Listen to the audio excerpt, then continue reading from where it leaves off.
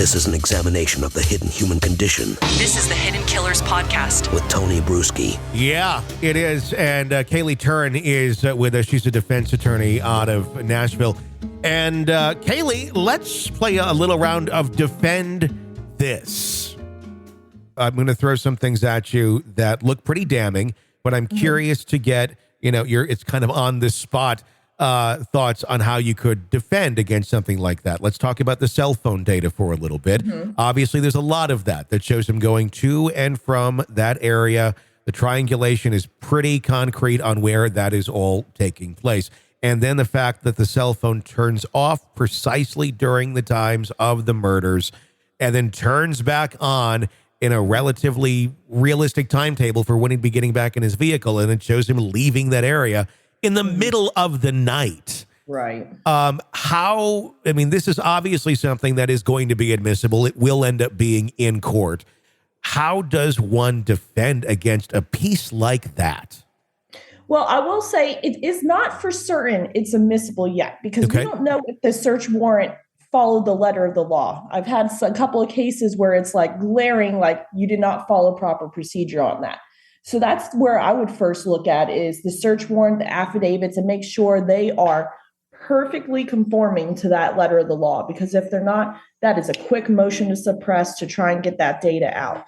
But also looking at a map of Moscow, Idaho, and where the house was, it looks like they are pretty much not a remote area. They're near a university and things like that. And all they would need to prove is, he was a student too. He could have had friends around that area. Yeah, it's a little weird, but it's also the middle of the night. People turn off their phones in the middle of the night sometimes. It's rare they do that, but they do. So that's where I would first look in and be like, hey, do you have any friends in the area?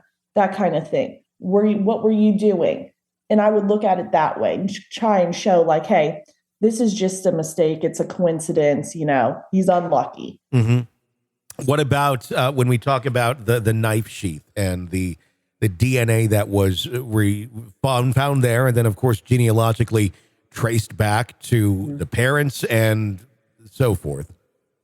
Right. That's a tough one. Yeah.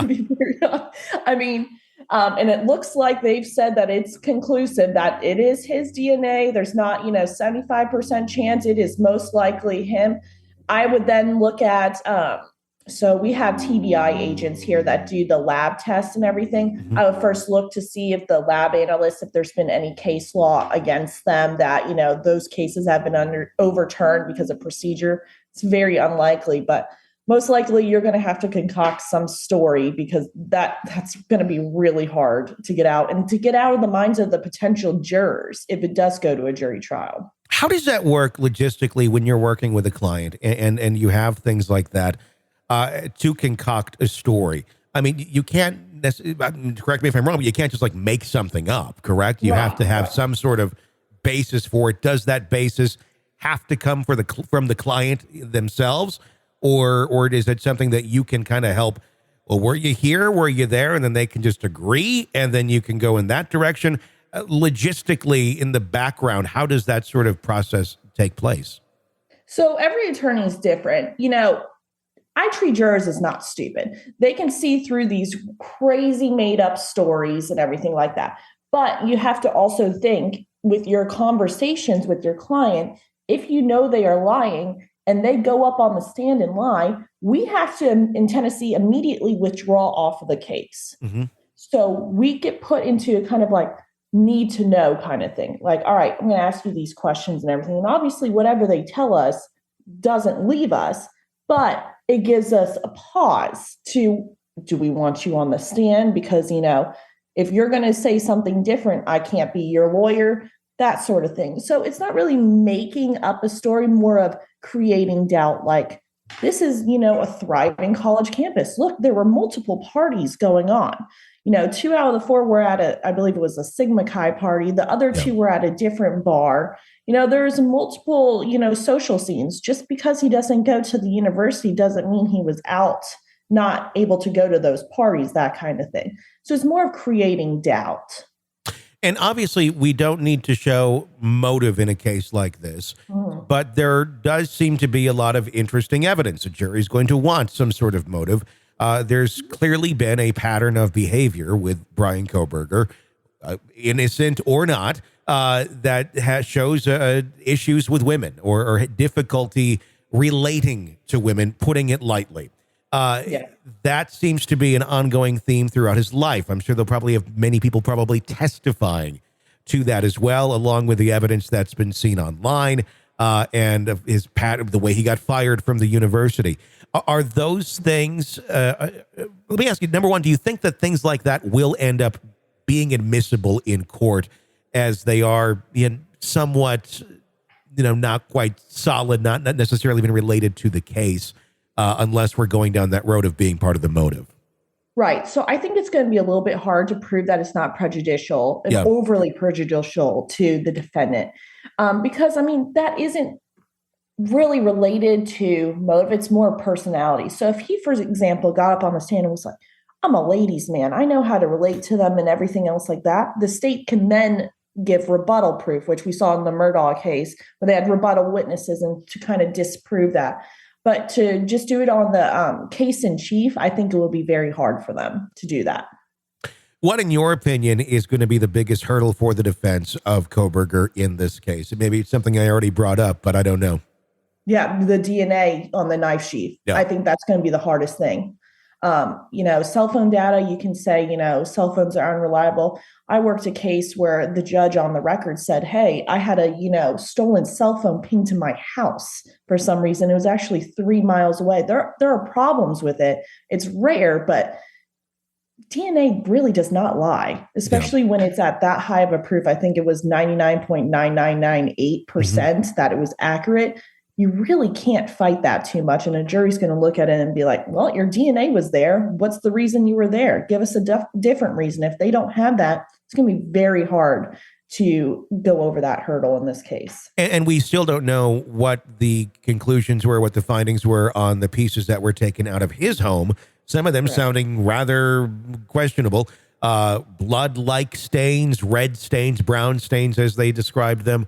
Possibly some furs, fibers, things of that nature, maybe from the crime scene, maybe from that home. We don't know what the results of that would be as of this moment.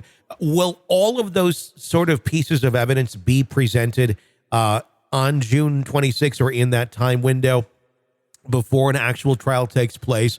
So everyone knows what's on the table. Everyone knows what can be presented. And then Kohberger can make an educated decision of, I want to continue to plead not guilty, or say, what's the point here? You got me. Right. And so I think that's a big conversation with the defense attorney and the prosecutor, and just be like, all right, what are you wanting to do? He's looking at 4 victims here. So probably consecutive life sentences on each of them. So if they can work it where, hey, let's get through probable cause, we'll show you, bare minimum like that, maybe we can work out a deal.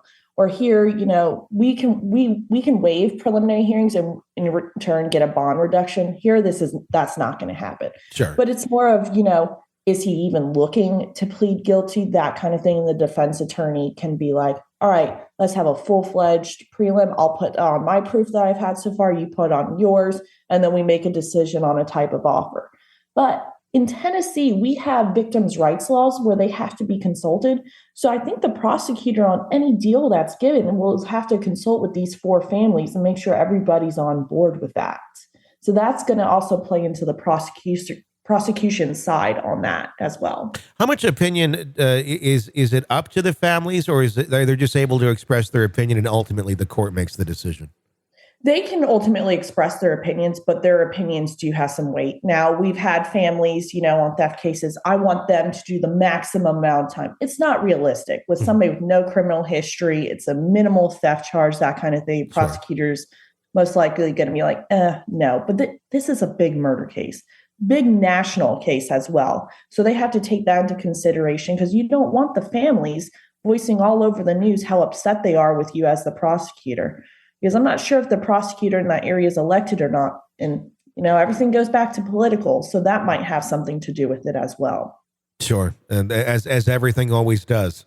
Mm-hmm. This is the Hidden Killers podcast with Tony Brueski. Cayley, Turrin, thank you so much for coming on and giving us your insight into this case and playing that round of a game that I just came up with. Defend this.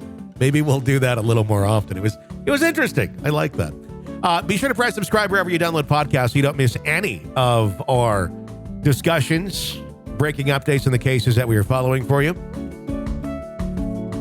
And infomercial offers to get brand new juicers. But wait, there's more. If you call right now, Time Life music will include sounds of whales bleating. I just love it. Kind of seems like that music, doesn't it? Anyway, press subscribe so you don't miss any of our updates and discussions right here. My name is Tony Brueski. You can follow me online at Tony B Pod. Stay with us.